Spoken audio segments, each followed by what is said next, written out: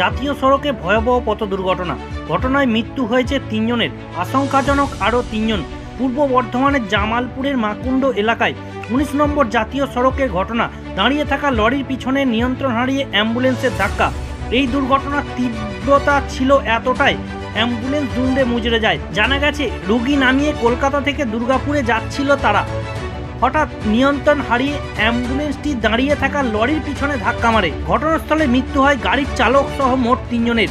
জখম 3 জনকে উদ্ধার করে হাসপাতালে পাঠায়। বেগতিক ঝুঁকি দাঁড়িয়ে থাকা লরিটি ওই জায়গা থেকে চম্পট দেয়। এই বিষয়ে সাংবাদিককে কি বললেন চলুন একবার শুনে নেব। জামালপুর থেকে আশিস কুমার ঘোষের রিপোর্ট, হুগলি বার্তা।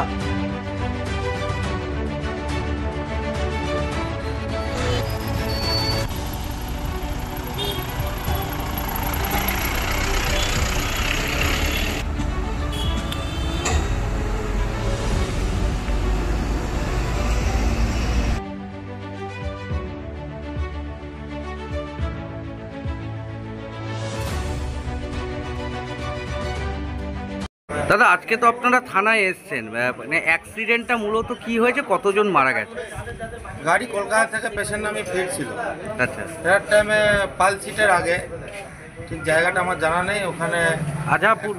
হ্যাঁ, আজাপুর ফাঁড়ির সামনাসামনি হুম, কোনো ট্রাক লরি দাঁড়িয়েছিল, আচ্ছা তার পিছনে গিয়ে অ্যাম্বুলেন্সটি ধাক্কা মারে। আচ্ছা। ধাক্কা মারার পর 3 জন মারা গেছে, এইটুকু যেটুকু জানি। আমরা তো এখানে এসেছি থানাতে। কতজন ছিল গাড়িতে? হ্যাঁ, গাড়িতে ছিল অ্যাকচুয়ালি 6 জন। 6 জন, 3 জন মারা গেছে। 3 জন আশঙ্কাজনক অবস্থা ভর্তি নাকি? হ্যাঁ, একজনকে আমরা দুর্গাপুর পাঠিয়েছি, আর 2 জন বর্ধমান মেডিকেলেই ভর্তি আছে।